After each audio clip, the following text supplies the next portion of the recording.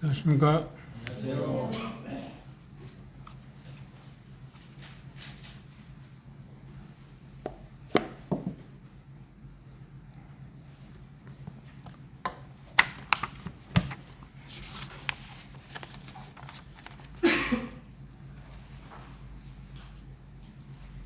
그리스도의 삶에서 중에 충성이라고 말씀드렸잖아요.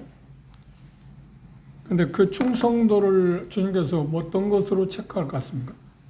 충성 여부. 그런데 우리가 간과하고 있는 게 하나 있는데, 충성 여부에 대해서 간과하고 있는데, 간단한 것 같고 실질적인 문제이긴 한데, 그 부분에 대해서 오늘은 좀 생각해 보고 싶습니다. 누가복음 16장 볼까요?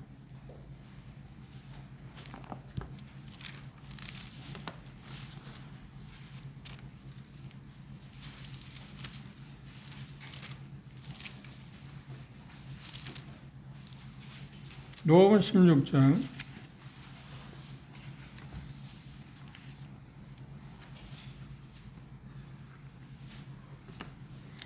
9절부터 13절까지 천천히 함께 읽어볼까요? 9절부터 13절입니다.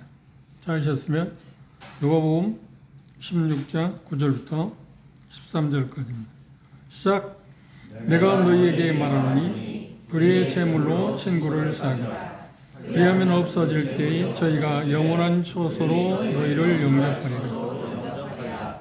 지극히 작은 것에 충성된 자는 큰 것에도 충성되고 지극히 작은 것에 불의한 자는 큰 것에도 불의하니라. 너희가 만일 불의한 제물에 충성치 아니하면 누가 참된 것으로 너희에게 맡기겠느냐. 너희가 만일 남의 것에 충성치 아니하면 누가 너희의 것을 너희에게 주겠느냐. 제 파인이 두 주인을 섬길 수 없나니 혹 이를 미워하고 저를 사랑하거나 혹 이를 중히 여기고 저를 경히 여길 것임이니라. 너희가 하나님과 재물을 겸하여 섬길 수 없느니라. 뜻밖이죠. 주님께서는 우리의 충성심을 시험하는 것을 뭘 통해서 했냐면 재물을 관리하는 것을 통해서 우리의 충성도를 측정하겠다. 이게 뜻밖의 이야기입니다. 여러분들 뜻밖의 아닌가요? 대다수가 우리의 재물, 물질 관리가 충성도, 우리의 주님에 대한 충성도와 관련되어 있다고 생각하고 사는 사람이 몇이나 있을까요? 그렇게 쉽지 않을 거라고 생각합니다. 오늘 이 부분만 우리가 깊이 생각한다고 해도 우리의 삶이 조금 바뀌어질 거라고 생각합니다. 어떤 면에서? 물질 관리에 있어서 그렇습니다. 겸해서 마태복음에 예수님께서 이미 말씀하신 말씀입니다. 6장을 한번 보실까요?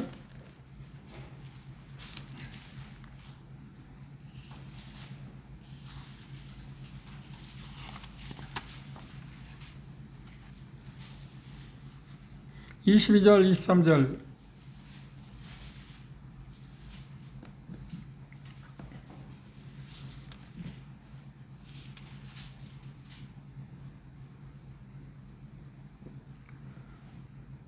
(22절) (23절만) 보겠습니다. 시작.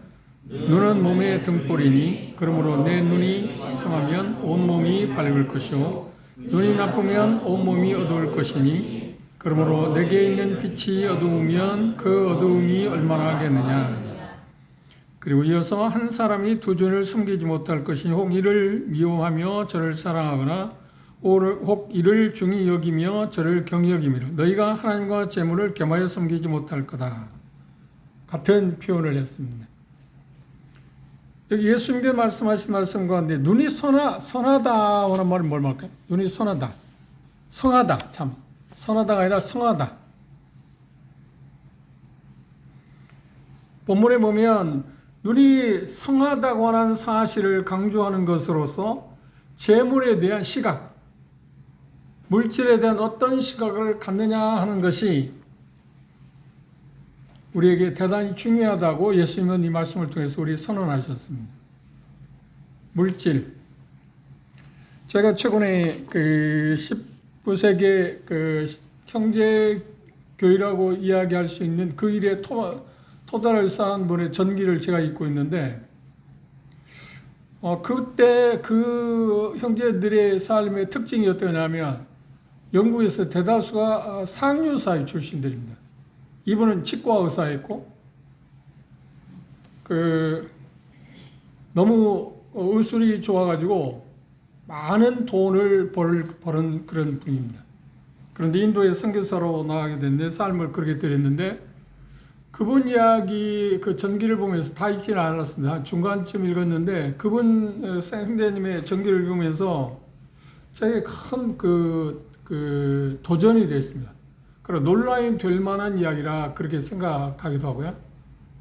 그게 뭐냐면 그때 당시 그뿐만 아니라 다비냐 뮬러 형제나 그 19세기 형제들의 특징이 어떤 거냐면 그들의 것들을 거의 다 내놓았다. 그게 그분들의 특징이었습니다. 참 어떤 면에서는 특이하기도 하고 말씀드린 것처럼 도전이 되는 그 삶이라고 그렇게 생각합니다. 그런데 왜 그분들이 그렇게 했을까? 근데 단순히 하나님의 말씀을 그냥 받아들였다, 믿었다. 그래서 그분들은 그렇게 살았다고 이야기합니다. 그리고 그분은 제가 말씀드리고 싶은 그분은 그 많은 재산을 가난한 사람에 내어주고 빈촌, 특별히 복음을 전할 때 영국의 어떤 그 빈민들이 살고 있는 곳을 정하고 그분은 상류 사회에 살고 있는 분인데도 불구하고 그것을 정하고 그곳에 건물을 사서 수많은 가난한 사람들을 돕는 일, 그렇게 해서 복음을 전하는 일을 하다가 인도에 선교사라고 가신 분입니다. 근데 그분들의 삶의 특징이 뭐냐면 오늘 우리가 읽은 말씀을 그냥 그대로 고지식하게 그대로 받아들였습니다. 눈이 성하다고 하는 그 표현은 어떤 거냐면 순수함, 여러 가지로 표현할 수 있습니다. 근데 이 표현 가운데서 어떤 이야기를 예수님이 말씀하는 비유적인 표현, 은유적인 표현을 했는지 뭐냐면 눈이 뭘 좌우한다고요? 우리 몸의 어떤 방향 자체를 좌우하잖아요. 그렇죠? 시선이 그러니까 그걸 우리가 시력이라고 말합니다. 시력이 좋으면 어떤가요? 사물을 우리가 밝게 알게 되고 그리고 우리가 가고자 하는 것을 정확히 갈 수 있습니다. 그래 시력이 좋으면 그죠? 시력이 나쁘면 어떤가요? 그래 제대로 사물을 볼 수가 없잖아요. 눈이 성하다고 하는 말은 뭐냐면 물질에 대한 그 가치관이 선명하다, 확실하다 하는 그런 의미입니다. 그런 쪽에서 가리워 있지 않다, 밝다. 그건 그러면 은유적인 표현에서 물질에 대해서 눈이 성하다고 하는 거예요. 성하다는 거예요. 선하다는 말이 아니라 성하다. 그 말은 뭘 이야기하는 거예요? 그 말은 지금 표현의 말씀대로 한다고 하면 예수님 말씀한 말씀을 이렇게 쭉 내용을 연결해서 문맥을 연결해서 보면 뭐냐면 물질을 잘 관리하는 사람이다. 잘 관리하는 사람이다. 그렇게 말할 수 있습니다. 모두에서 말씀드린 것처럼 누가복음에서 예수님께서 그리스도인들의 삶에서 충성도를 측정하는 일에 가장 확실한 걸 하나 이야기했는데 그게 뭐냐면 물질을 어떻게 관리하는 선한 청지기 직분에 대해서 언급을 했습니다. 선한 청지기 직분. 근데 제가 이런 메시지를 전할 때 제가 사용하고 있는 하나 있습니다. 다 받아들일 수는 없는데 이분이 누구라고 하면 쉽게 알 수 있는 분인데 이분이 이런 이야기를 남기고 소천한 형제님입니다. 제목이 뭐냐면 사랑의 잔고가 얼마입니까? 라고 하는 제목입니다. 우리의 삶 속에서 내 것이 아닌 것을 내 것으로 착각하는 경우가 종종 있습니다. 남의 물건을 빌려 오래 쓰다 보면 내 것인 양 착각할 때가 있죠. 그래서 돌려줄 때가 되면 아쉬운 생각이 들 때가 있죠. 이런 생각은 소중하고 귀한 것일수록 더욱 심합니다. 우리의 생명도 자녀도 건강도 재물도 등등 이것은 사실 내 것이 아닙니다. 모든 것이 내 것이 아니라고 이야기했습니다. 오랜 세월 빌려 관리하다가 내 것인 양 착각하죠.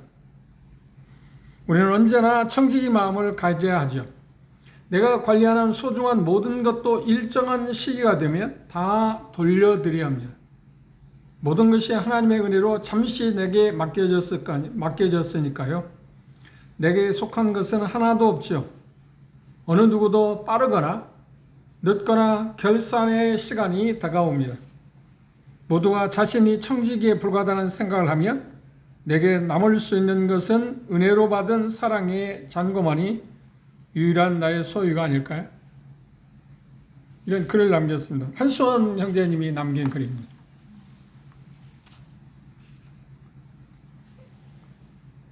여기 누가복음 16장에 청지기에 대해서 언급을 해요. 청지기. 이게 청지기, 불의한 청지기에 대해서 비유를 말씀하셨는데 그 내용 가운데 중요한 게 뭐냐면 이 세상 믿지 아니하는 사람들의 특징이 뭐냐면 미래에 대해서 대단히 밝다. 준비를 잘한다는 겁니다. 미래에 대해서. 그러니까 그 이야기는 어떤 거냐면 청지기가 불의한 사람인데 주인으로부터 이제 뭘까요? 쉽게 말하면 사임 압력을 받았습니다. 그리고 당신은 이제까지 하던 일을 관리하는 일을 이제 그만둔다. 왜냐하면 관리를 잘못했기 때문에. 그런데 그 소식을 듣고 이 청지기는 어때요? 불의한 청지기입니다. 소식을 듣고 어떤 생각을 했냐면 빚진 사람들을 다 불렀습니다. 그래 차용증 있잖아요. 그래서 당신은 얼마나 빚을 졌습니까? 그래서 표현한 것대로 약 20% 50%씩 깎아줬습니다. 차용증을 바꿨다는 겁니다. 그렇죠? 그 이유가 뭐냐면 내가 이 자리에서 물러나게 되면 그렇게 혜택을 주었으니까 그들이 나를 어떻게 할 거라고요? 내가 물러난 후에도 거기에 대해서 선처하겠지라고 하는 거예요. 그런데 이 소식을 주인이 알았습니다. 주인이 알고 주인이 어떤 생각을 했냐면 이 사람이 정말 영특하구나, 대단히 지혜롭다. 그 자체는 부정적인 겁니다. 주인 것 갖고 마음대로 했으니. 그렇죠? 그런데 하는 모습을 보니까 대단히 지혜롭다고 이야기해요. 그건 주님이 평가한 게 아니라 주인이 평가를 했습니다. 그리고 주님께서 그 비유를 하시고 나서 바로 이어서 그렇게 말씀하십니다. 그 모습을 한번 볼까요? 8절 보시면 그렇게 이야기했습니다. 16장 8절에 보시면 주인이 이 옳지 않은 불의한 청지기가 일을 지혜가였으므로 칭찬하였으니 이 세대 아들들이 자기 시대에 있어서는 빛의 아들들보다 뭐라고요? 빛의 아들들은 누구입니까? 그리스도입니다. 그러니까 이 불의한 청지기가 지혜로웠던 것이 뭐냐면 미래를 대비했대요. 미래. 자기가 지금 하고 있는 일이 끝나게 되면 이제 뭐 빌어먹을 수도 없고 힘이 없고 그러니까 그들이 혜택을 준 것이 받은 자들이 자기의 은혜를 베풀 거다, 선처를 할 거다 하는 생각을 하고 미래를 대비했습니다. 그런데 정작 빛의 아들들, 예수님 말씀하셨어요. 제자들은 미래에 대해서 그런 개념이 없다. 믿는 사람들이 미래에 대해서 그런 개념이 없다. 그래서 오늘 읽은 말씀처럼 바로 이어서 뭐라고 표현했냐면 그렇게 표현했습니다. 뭐라고 표현했나요? 내가 너희는 누구야? 제자들에게 우리에게 말씀하시기를 불의의 제물로 친구를 사귀라. 제물을 가리켜서 불의의 제물이라고 말했습니다. 왜 불의의 제물이라고 했을까요? 그게 어떤 문제가 있다고 하는 표현도 되지만 한시적이라는 의미에서 불의의 제물이라는 써 있기도 하고 그렇게 표현할 수도 있고 불의의 제물이라고 말할 때 그걸 치부할 때 정상적으로 치부할 수 있는 돈이 그렇게 많지 않다. 대다수가 변칙적인, 정확히 말하면 우리가 어떤 그 봉급을 받지 않나요? 그리고 일의 수당을 받지 않나요? 그러면 정상적인 내가 그 대가를 받을 만큼 최선을 다해서 대가를 받았을까요? 아니면 최선을 다하지 않았는데도 봉급을 받았을까요? 대다수는 어때요? 그렇지. 내가 그러니까 충성을 다한 대가로 지금 받은 건 아니라는 겁니다. 일부는 그 중에, 충성을 했겠죠. 근데 일부는 어떻게? 뭐 속임수를 썼다든지 시간을 제대로 쓰지 않았다든지 여러 가지 불이한 쪽에 어떤 것으로 인해서 치부한 일이 받아요. 봉급을 받는 것도. 우리 회사 다니면서 연봉을 받는 것도 그렇다는 거예요. 그렇죠? 그리고 어떤 사업을 하면서 치부하는 사람들은 더군다나 어떤가요? 정상적으로 돈을 치부할 수 있는 방법이 그리 많지 않다. 거기에는 뭐가 섞였다고요? 그래, 정상적이지 않은 것들이 조금은 가미될 수 있다. 그런 면에서 불의의 재물이라고 표현했는지 모릅니다. 그런데 이 문맥을 보면 그런 의미보다는 더 중요한 게 뭐냐면 한시적이다. 그게 오래 가지 않는다고 하는 쪽에서 불의의 재물이라고 표현했어요. 우리에게 주어진 그걸 갖고 어떻게 하라고 했어? 친구를 사귀라. 그 친구를 사귄다는 것이 어떤 거냐면 그걸 어려운 말로 변환. 다른 쪽으로 말하면 우리가 외국에 할 때 우리 돈으로 그 나라 돈으로 바꾸는 걸 뭐라고 하죠? 환전이다 그러냐. 그죠? 마태복음 이제 6장에서 예수님 말합니다. 환전을 마다 변환시킨다. 이 땅의 일시적인 것으로 뭘 바꾼다고요? 하늘에 갈 수 있는 것으로 바꾼다. 그렇게 하라고 그랬어요. 그렇게 한다. 그리고 예수님이 언급해서 말하기를 이 땅에 주어진 그 재물에 대해서 어떻게 하냐면 어떻게 잘 쓰느냐에 따라서 그게 충성 여부가 측정된다. 그러니까 가장 어렵기도 하고 쉬운 것이 뭔데 재물에 대해서. 그렇죠? 그게 제일 어려운 부분이기도 합니다. 재물에 대해서. 사람이면 이 물질에 대해서 정말 자유로운 사람이 있을까요? 제가 생각할 때 하나도 없다고 생각해요. 한 사람도 없다고 생각해요. 물질에 자유로운 사람. 그러니까 신앙으로 믿음 생활을 하면서 이제 그게 점점점 다스리고 자유스러워지겠죠. 그렇죠? 여러분들이 하나님 앞에 드리는 헌금에 대해서도 헌금할 때 여러분 마음 가운데 갈등할 때 없었나요? 갈등하잖아요. 이만큼 드려야 할 건가? 아닌데? 내가 또 이거 필요한데? 그런 쪽에 갈등. 그것 자체가 얼마를 드렸냐 상관없이 그것 자체가 뭔가요? 그렇죠. 우리는 물질에 대해서 갈등한다는 겁니다. 그런데 우리에게 주어진 그 모든 물질도 마찬가지입니다. 생명도 마찬가지고 물질 자체가 우리가 이제 제일 중요하게 생각할 게 뭐냐면 빌려 쓴 거란 거야. 하나님이 빌려준 거다. 내게 주어진 빌려준 거다. 그러니까 주인이 내가 아니고 주인이 누구 거라고요? 주님 거다. 그걸 우리가 인지하지 못하고 우리는 인색하다. 그러니까 충성할 수가 없다는 겁니다. 그런데 생각보다 물질이 우리를 지배하지 않나요? 우리가 물질을 지배하기보다는 물질이 우리를 지배하지 않나요? 거기에 초월하기에는 대단히 힘든 일입니다. 참 힘든 일입니다.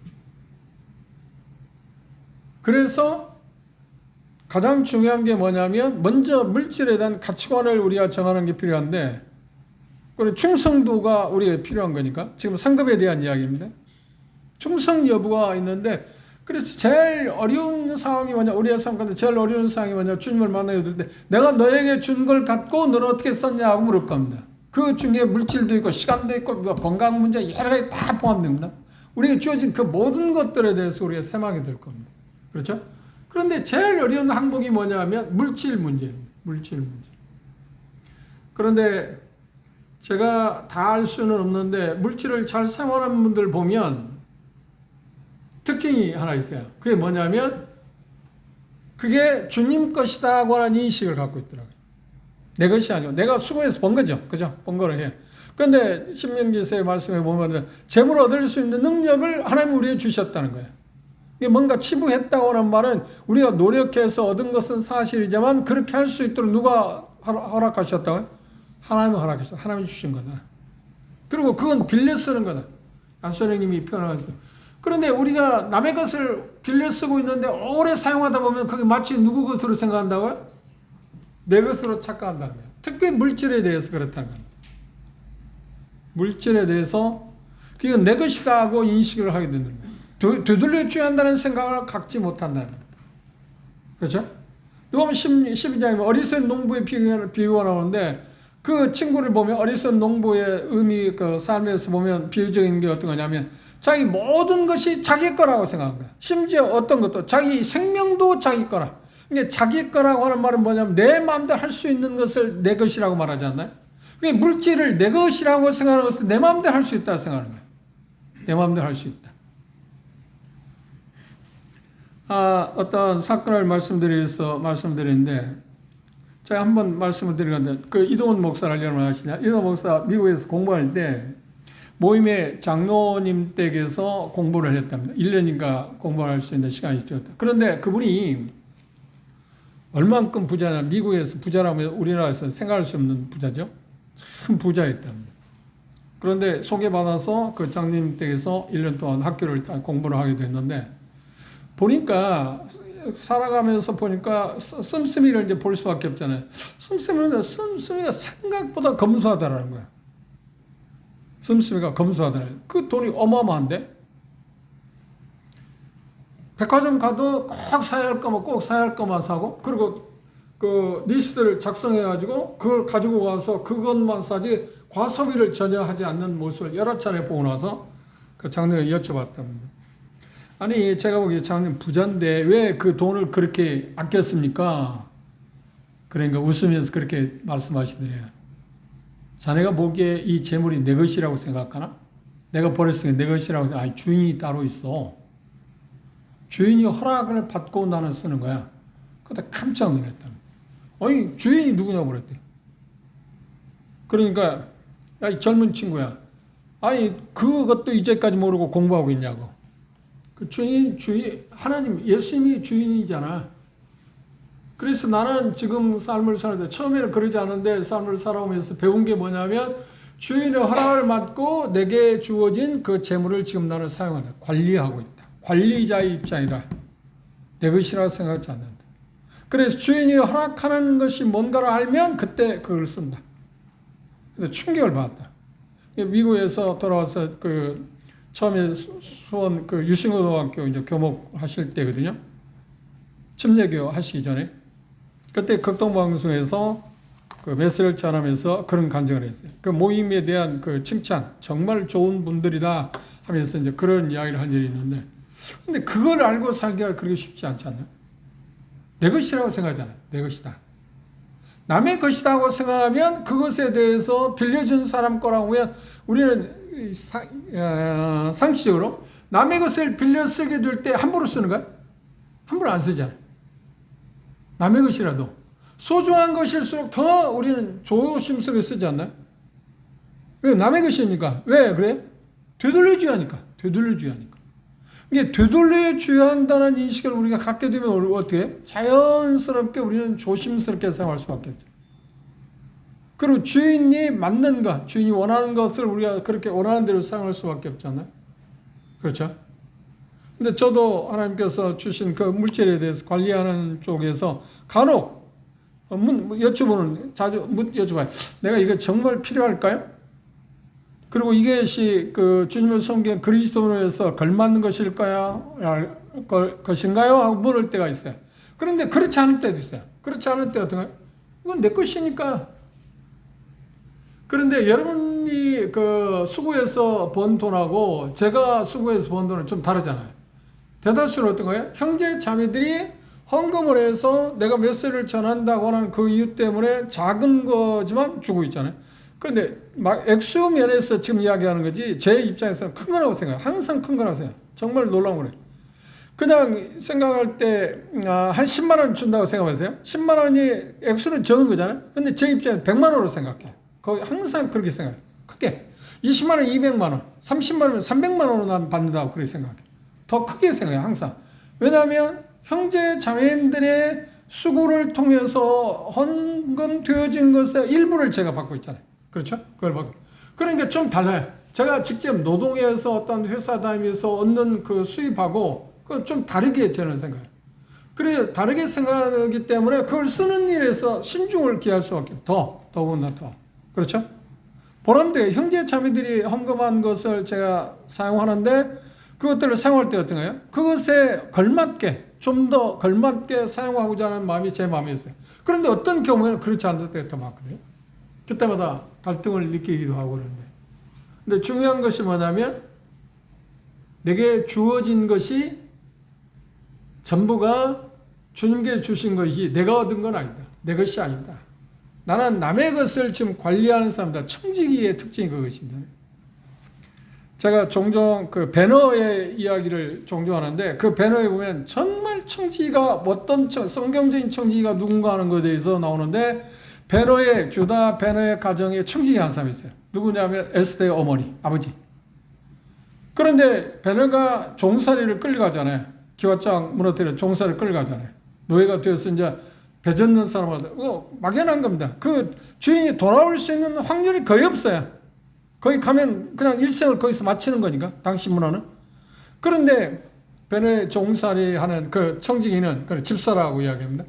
주인이 반드시 돌아올 거다 생각하고 어떻게 하냐면 고문까지 당해가지고 자기 하반신이 마비될 만큼 자기가 주인에게 주어진 재산을 하나도 빼앗기지 않고 그걸 지키기 위해서 하반시 되는 일을 당해요. 그리고 그 여러분들이 담요에 써가지고 운반하는 모습을 여러분들이 볼 수 있습니다. 그게 지금 청지기거든요. 그런데 주다 베네가 돌아왔을 때 주인의 재산을 난 한 푼도 없애지 않냐고 더 관리해서 엄청나게 재산을 갖고 있다. 이스라엘 유다 그 베너의 가정이 그 와서 그 민족적으로 노마를 대적할 만큼 자산을 지금 갖고 있었다는 거예요. 어마어마한. 그런데 그 집사인데 청직인데 그 부르면 되잖아요. 얼마 내주면 되잖아요. 근데 그걸 하나도 그 주인이 원하는 게 그게 아니기 때문에 그걸 지키기 위해서 고문당해서 하맛이 마비되는 점. 그게 정말 충성한 사람. 그때 어떻게 하는 거야?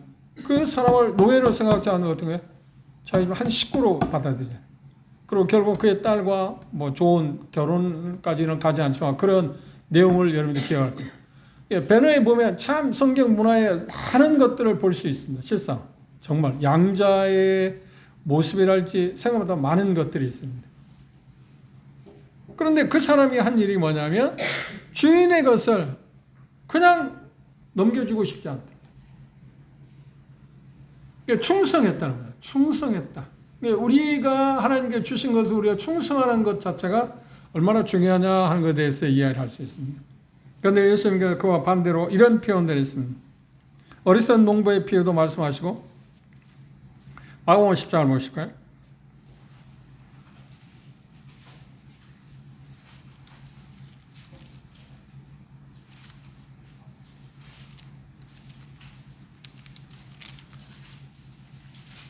(23절부터) 보시면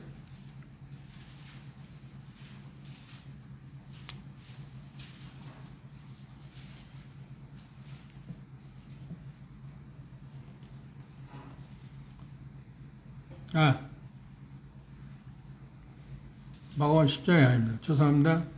마태복음입니다. 마태복음입니다. 19장입니다.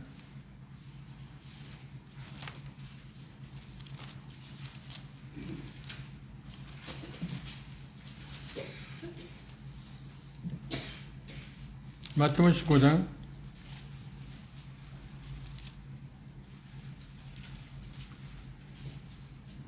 16절에 보면 어떤 사람이 주께 와서 가로되 선생님이여 내가 무슨 선한 일을 하여 영생을 얻으리까. 그런데 이 사람이 부자였습니다. 21절 보시면 예수께서 가라사대 네가 온전하고 하실 때 가서 내 소유를 팔아 가난한 자들을 주라. 그리하면 하늘에서 보화가 내게 있으리라. 그리고 와서 나를 좇으라 하시니 그 청년이 재물이 많음으로 이 말씀을 듣고 근심하여 갔다 그랬습니다. 그 다음 말씀을 보시면 예수께서 제자들이 이르시되 내가 진실로 너희에게 이르노니 부자는 천국에 들어가기 어려우니라. 다시 너희에게 말하노니 약대가 바늘귀로 들어가는 것이 부자가 하나님 나라에 들어가는 것보다 쉬울 거다. 여기 부자란 말이 돈이 많다고는 의미도 있지만 물질이 얼마나 많으냐 적느냐가 중요한 게 아니라 물질이 주인이 되는 사람은 하늘나라 가기 어렵다는 겁니다. 왜요? 그 물질이 자기 주인이니까. 물질과 우리의 하나님에 대한, 그래서 우리가 읽은 말씀에서 마태복음도 마찬가지지만 누구 말에서 그랬지 않나요? 하나님과 재물을 겸하여 섬길 수 있다 없다? 없다. 그 표현이 그렇습니다. 이게 물질을 갖고 우리 지금 사회는 그런 사회잖아요. 오늘 뉴스를 들으니까 노년에 얼마의 그 돈이 있어야 노년을 잘 살 수 있는가 이야기를 했는데 한 사람이 한 300만 원 정도 있어야 한다고 그러잖아요. 한 달에 돈이 한 300만 원 정도 있어. 그건 제가 300만 원 아니도 충분히 살 수 있을 것 같은데. 그죠? 왜냐면 우리 사는 걸 보면 300만 원 뭐 반까지도 살 수 있을 것 같긴 해요. 근데 평균 한 300만 원 있어야 한다는 거예요. 그래서 뭐냐면 어떻게 하면 노후 자금을 잘 마련할 수 있을까? 노후 자금. 그렇죠? 네, 그 양면성이 있습니다. 우리가 조심해야 할 게 그 양면성. 미래를 준비하는 것은 대단히 필요합니다. 미래를 준비하는 건 이 땅에서 우리가 노후 자금을 그걸 전혀 무시해버린다. 그럴 수 있는 건 아니라고 생각해요. 그걸 잘 병행하는 게 필요한 건데 이게 조심스러운 이야기입니다. 근데 중요한 것은 뭐냐면 그 마음 자세가 중요해요. 마음 자세가. 그 마음 자세가 뭐냐면 그것으로 노후 자금이 만약에 준비됐다고 생각하세요. 그것 때문에 내가 행복하고 미래가 이제 의지할 수 있다고 생각하고 산다고 하면 지금 나는 뭘 의지하는 건가요? 그렇죠. 내가 쌓아놓은 물질을 지금 주님을 의지하는 게 아닙니다. 예수님께서 마태복음 6장에서 표현하는데 그 물질에 대해서 언급할 때 내 보물을 어떻게 하라고요? 하늘에 쌓아두라. 그렇죠? 그런데 누가복음에서 뭐냐면 그곳에 투자하라고 지금 우리가 16장에 본 것처럼 투자하라고 그랬습니다. 우리는 이 세상에 하나님께 우리에게 주신 것을 빌려 쓰고 있는 걸 갖고 어떻게 사용하라고요? 하늘나라에 가는 것으로 투자하라고 하는 거예요. 관리의 차원에서 그것이 우리의 할 일이에요. 그러면 그렇게 했을 때 누가 심지어 불의한 청지기에 대해서 얘기할 때 그곳에 우리의 주어진 것을 잘 관리할 때 추천할 때 어떻게 하라고요? 친구를 사귀라는 말이 뭐예요? 천국에 갈 수 있는 것을 옮겨놓는 거예요. 변환. 그러면 어떻게 한다는 거야? 우리가 주님 나라에 갔을 때 그들이 우리를 어떻게 환영할 거다. 환영한다는 말은 뭐야? 형제님이 사용한 재물로 인해서 내가 주님께 돌아올 수 있었습니다. 단지 그런 사람들이 있게 될 거라는 거예요. 그게 투자라는 겁니다. 어디에 투자해야 가장 안전한가요? 이 세상에서는 어디에 투자를 하죠? 주식에? 아니, 그 불안한 겁니다. 뭐 채권에? 아니, 물론 그것도 있습니다. 은행에? 그렇죠. 국가적으로 볼 때는 사회적으로는 그게 제일 안전합니다. 좀 안전한 겁니다. 그런데 가장 안전한 은행은 어딘가요? 하늘나라. 주님께 그렇게 말씀해요. 그곳에 하늘로 옮겨놔라. 하늘 갈 수 있는 걸 옮겨놔라. 이게 우리에게 주어진 그 과제 가운데 하나입니다. 이게 얼만큼 우리에게 주어진 것을 얼만큼 잘 사용할 거냐 할 때 하늘나라로 옮겨놓는 일, 변환, 그걸 얼만큼 잘하느냐 하는 것에 따라서 충성 여부를 하나님이 측정하겠다는 거예요. 어렵지 않아요? 그런데 가장 중요한 것은 우리의 생각 가운데서 내가 일시적인 것에 내 마음이 머물 거냐 아니면 영원한 것에 우리의 마음을 줄 거냐 하는 것입니다. 그때마다 예수님께서 말씀하시는 누가복음 16장에서 말씀하는데 그러니까 재물과 하나님을 겸하여 섬길 수 없다고 말할 때 일시적인 것에 대해서 내가 가치를 두고 살 거냐 아니면 영원한 것에 가치를 두고 살 거냐 하는 것이 우리의 생각이라는 거예요. 우리의 마음이 중요해요. 그런데 마태복음에서는 말씀을 하시고 나서 뭐냐면 그런 표현을 했습니다. 믿음이 적은 자들이여 멸심하느냐. 그것 역시 우리의 믿음 여부와 관련되어 있다. 믿음 여부가 뭔가요? 우리의 필요한 것을 그분이 공급하실 거라고 약속했잖아요. 근데 우리가 그걸 믿기가 어려워요. 잘 못 믿어요. 그리고 대신 우리가 살아가는데 내가 준비할 거다 생각해요. 그걸 하지 말라는 거 아니에요? 제 말을 오해하지 마세요. 우리 책임이 있어야 해야. 그런데 그것이 전부라고 생각해서는 안 된다는 거예요. 여러분, 부모 여러분들. 자녀들에게 뭘 물려줄까 지금 다들 신경 쓰지 않나요? 그리고 주님이 더 드시는 내가 노년에 어떻게 살 건가 신경 쓰지 않나요? 그렇죠? 그리고 젊은 사람들 미래에 내가 어떻게 살 건가 지금 생각하잖아요. 그런데 그것은 전부 어디에 막혀 있나요? 아니, 막혀 있다는 보다 어디에 초점이 있나요? 물질 아닌가요? 그렇죠. 물질에 대해서. 성경적인 문화를 갖고 있는 그 민족들을 보면, 선진국을 보면 자기 자산들을 자녀에게 줄 생각들이 거의 없습니다. 다 그 기독교 잔치에 어떻게 혼합시켜요. 그리고 자녀들도 아예 생각을 안 해. 부모들이 계속 그렇게 이야기해요. 대학까지 가르치는 일을 내가 도울 수 있다. 그리고 대학도 대다수는 자녀가 들어가면 자녀들 알바를 하면서 그렇게 살아가 보태고 하고 합니다. 그리고 다음에 어떻게 너희들이 너희 삶을 꾸려가라. 그리고 내게 주어진 것들은 내가 기독교 단체에 다 기부하고 갈 거다. 너희들은 그걸 받을 생각하지 마. 그것이 대다수예요. 그래서 제가 호주 뉴질랜드 갔을 때 그것은 그 기독교 단체 그 모임과 관련해서 모임에 다녀볼 때 많은 자산이 있는 걸 봤습니다.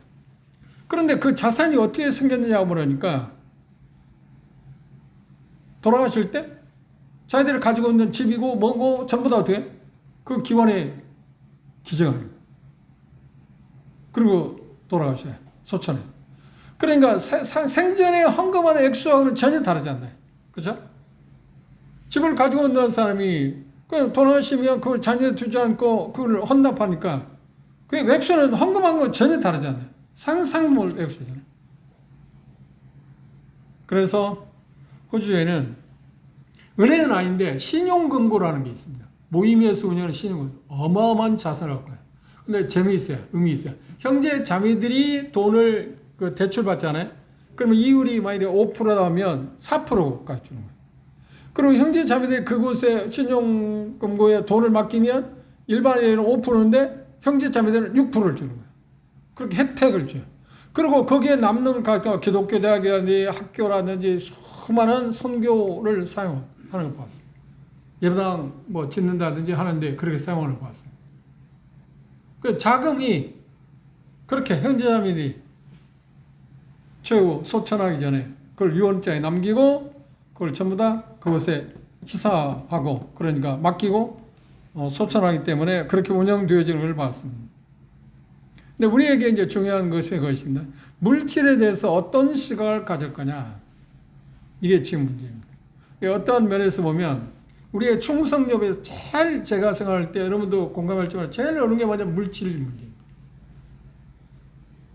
물질 문제에 대해서 우리가 주님께 충성한다는 것은 생각보다 쉬운 건 어려운 일이다.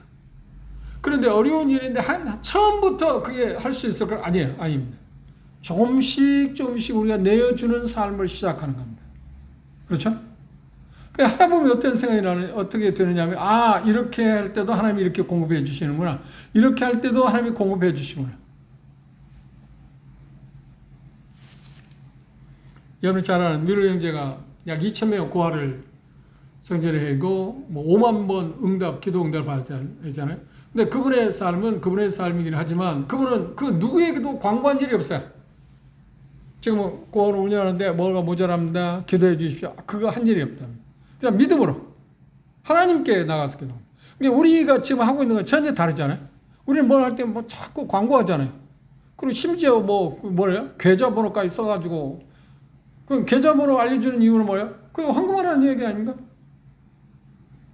그게 나쁘냐 좋으냐를 떠나서 좀 생각해 봐야 할 문제다.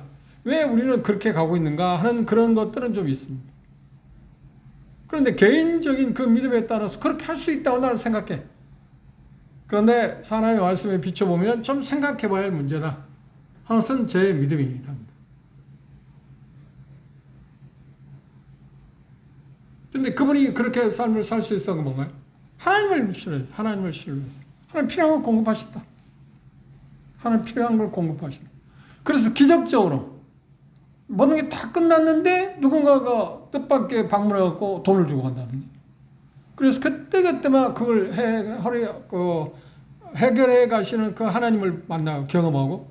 그러니까 그러다 보니까 어떻게 처음에는 당황할 거 아닙니까? 대단히 조바심 나고 걱정하기도 할 거 아닙니까? 이거 어떻게 하지? 그런데 한 번, 두 번 그런 일을 경험하였을 때 하나님 이것도 채우십니다. 하나님 이것도 채우십니다.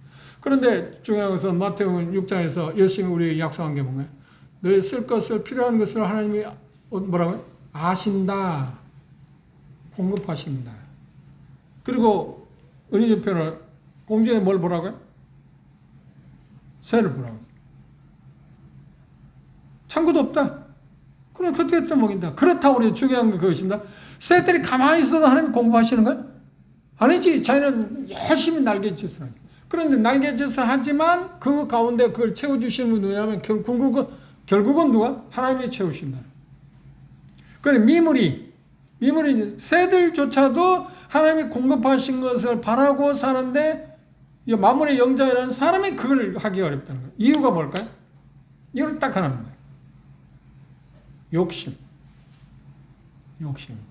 그래서 예수님께서 마태복음 6장에서 그런 표현을 했어요. 믿음이 적은 자들아. 믿음이 적다. 궁극적인 문제는 뭐냐? 우리의 믿음 여부와 관련되어 있어요. 믿음 여부와 관련되어 있어요. 물론 각자 그리스도인들의 삶 가운데 조금씩 차이 있을 거라고 생각합니다. 나는 이제까지 살아오면서 그런 이야기를 자주 했어요. 여러분들 한 이야기를 한다. 나는 100% 하나님을 의지하고 살 수 있는 믿음은 없다. 이제까지 살아온 삶을 그래요. 이유가 뭘까 할 때 물론 환경적인 게 있어요. 많은 유산은 아니지만 같은 조금의 유산을 갖고 있기 때문에 그것 있어도 살 수 있으니까. 하나님을 의지할 수 있는 게 그것 아무것도 없는 쪽에서 일하는 사람도 어때요? 하나님만 바라봐야 하잖아요. 그렇죠?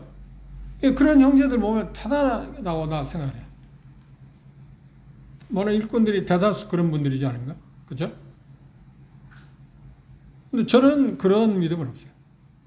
각각 그 어떤 환경이나 그런 믿음의 정도에 따라서 하나님이 그렇게 인도하실 거라고 생각하기는 하는데, 실례로 그렇게 우리가 볼 수 있습니다. 느헤미야하고 에스라의 믿음을 보십시오. 느헤미야는 물론 차이가 있어요. 느헤미야는 총독으로 부임하기 때문에 왕의 모든 도움을 받았습니다. 그리고 드디어 어떻게 예루살렘 와서 그 일들을 합니다. 그런데 그 믿음인가요? 믿음이 아닌가요? 근데 간혹 우리는 그 믿음이 아니라고 생각해요. 그 믿음이라니까요. 그분의 믿음, 느헤미야의 믿음. 근데 에스라는 왕으로부터 어떤 것을 얻을 수 있는데 하나도 받지 않냐고 거절하고 하나님 의지하고 귀환했어요. 그래서 그 일을 해요. 물론 그는 제사장이고 느헤미야는 뭐예요? 총독이니까. 그런데 총독 생활할 때 어떻게 하냐? 수많은 식솔도 있는데 단 한 번도 세금을 거둬서 자기의 삶을 영위한 적은 없다. 그게 느헤미야서에 나와 있습니다. 근데 그거 다 여전히 믿음이라니까요. 그런데 어떤 면에서 어떤 분들은 말하기를 느헤미야는 믿음이 없고 에스라만 믿음이 있는 것처럼. 아니야. 그렇게 말하면 안 돼.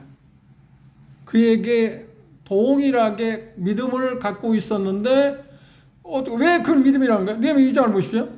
자기가 예루살렘에 가서 성전이 다 무너졌다는 소식 듣고 기도하는 가운데서 하나님이 나라를 움직이시면 내가 예루살렘에 가서 성벽 무너진 것을 세워서 이스라엘 유대인들이 지금 당하고 있는 수치를 내가 면하게 하고 싶다고 계속 기도했어요.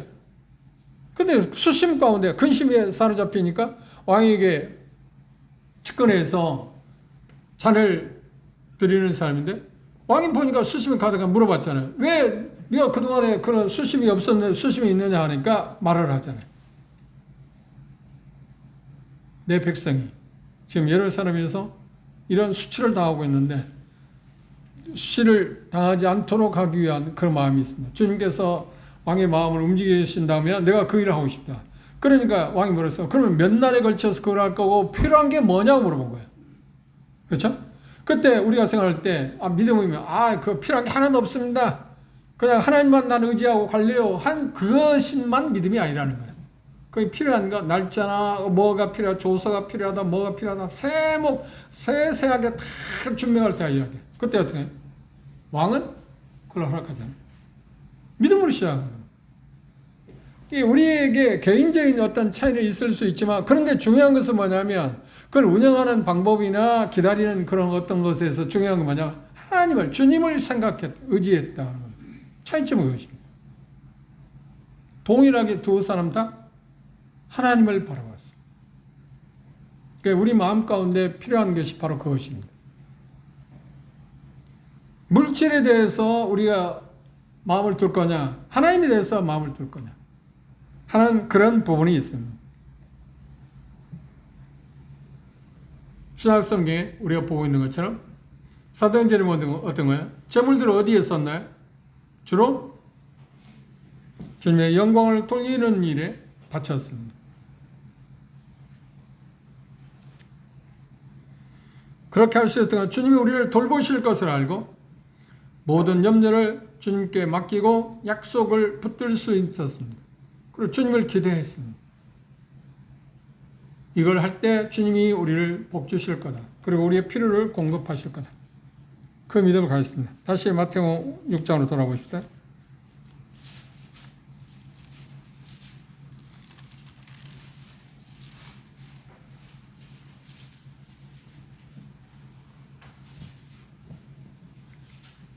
(30절입니다) 오늘 있다가 내일 아궁이에 던지고는 들풀도 하나님이 이렇게 입히시거든 하물며 너희일까 보냐. 중요한 건 뭐야? 믿음이 작은 자들아.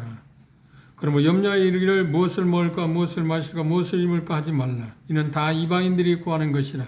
너희 천부께서 이 모든 것이 너에게 있어야 할 줄을 안다. 그리고 결론이 뭡니까? 너희는 먼저 그의 나라와 그의 의를 구하라. 그리하면 이 모든 것을 이 약속을 우리가 믿고 있느냐 하는 겁니다. 그런데 이 주님을 우리는 믿는데 좀 불안하지 않나?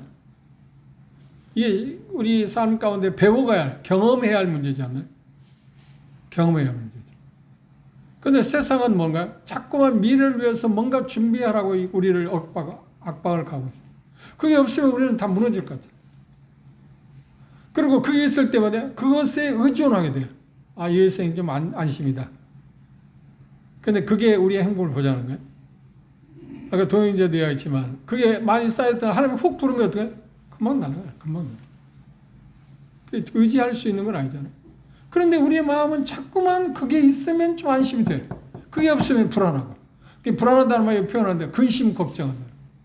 이게 재물에 대해서 내가 재물을 의지하느냐 하나님을 의지하느냐 그 차이가 뭐냐면 재물을 의지하느냐 안 하느냐 하는 것은 뭐냐면 물질이 근심거리가 되느냐 안 되느냐. 시금석의 것입니다. 물질 문제가 근심거리가 돼서는 안 되거든요. 근데 우리는 자꾸만 세상은 우리에게 압박을 가해요. 뭐 있냐? 너 뭐가 있어? 이 앞으로 살아가려면 뭐가 있어야 하잖아. 그게 뭐가 있어?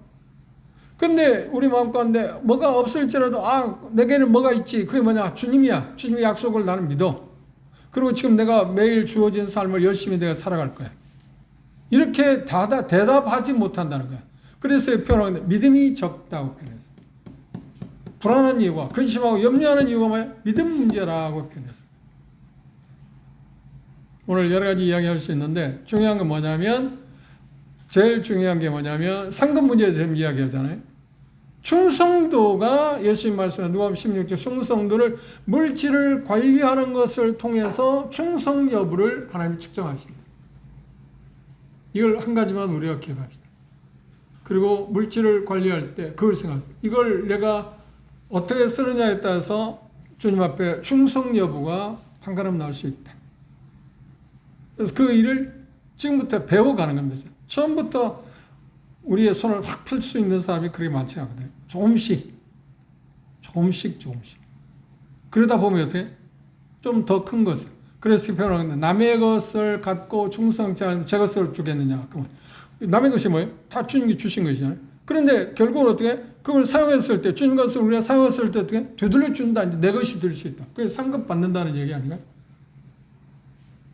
특별히 하나님께서 우리 그리스도의 심판대에 갔을 때 우리를 측정할 때 충성 여부를 측정할 때 빼놓을 수 없는 항목이 뭐냐면 가장 큰 것이고 가장 어려운 항목일 수 있습니다. 그게 뭐예요? 물질 관리, 청지기직분.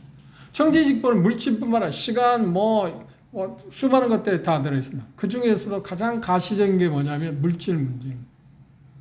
물질 관리에 대해서 한번 생각해 보시죠. 다시 생각해 보고 나는 물질관에 대해서 그리스도로서 물질관에 대해서 어떤 시각을 어떤 믿음을 갖고 있는가.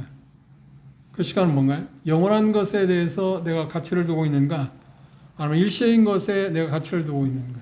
그래 우리가 잘 알고 있는 것처럼 짐 엘리오트 형제는 그런 말을 했잖아요. 영원한 것을 위해서 일시적인 것을 버리는 것은 어리석은 게 아니다. 지혜로운 것이죠. 그렇죠? 그래서 심지어 자기 생명도 아끼지 아니하고 순교할 수 있었지 않나요? 영원한 것에 대해서 우리의 생각을 좀 가집시다. 일시적인 것보다는 영원한 것. 그것들을 우리가 좀 생각하고 삶을 정했습니다. 하스님이 이야기한 가운데 남의 물건을 오래 빌려서 보면 내 것으로 착각하는 경우처럼 주님의 것인데 내 것이라고 생각하는 경우냐. 그때 우리는 어쩔 수 없이 인색해집니다. 쓰기가 힘들어요. 그런데 주인이 원하는 것이 어떤 건가 알아서 그때마다 우리가 쓸 수 있는 그 지혜. 그래서 이 기도가 필요하다고 생각해요. 어떤 기도가 필요할까요? 주님이 주신 것을 잘 쓸 수 있는 그런 능력을 내게 주십시오. 그게 우리의 주어진 지혜 가운데서 참 좋은 지혜라고 생각해요. 주님 주신 것을 내가 잘 수 있는 지혜를 주십시오. 어디에 필요한 것인가를 정확히 알고 거기에 맞게 돈을 쓸 수 있는 사람. 하나님께 맡긴 것만이 그것이 무엇이든 아직도 내게 소유한 것이라고 생각하고 내 것이 아니다고 하는 것, 그걸 갖고 삶을 살 수 있으면 되겠습니다. 요한 웨슬리는 그런 말을 했습니다. 나는 어떤 것에 대한 가치를 매길 때마다 그것이 영원한가 아니면 일시인가 하는 것을 측정해 봤다. 그래서 영원한 것이었을 때 항상 그곳에 자기 삶을 투자했다.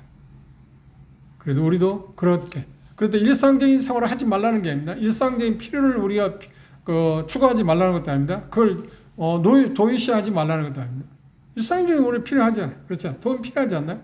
그런데 그것들을 적절하게 영원한 것들을 위해서 사용하는 그런 마음들 중요한 겁니다. 그러면 세상에서 지혜로운 사람은 누구일까요? 지금 우리가 생각하는 맥락에서 볼 때 그렇습니다. 돈을 가져갈 줄 아는 사람, 정확히 가져가야 할 때가 어딘지를 알고 사는 사람, 이 재물을 어디다 갖다 써야 남을 수 있는가를 아는 사람, 그게 세상에서 참 지혜로운 사람입니다. 이런 지혜로운 사람이 되게 해달라고 기도합시다.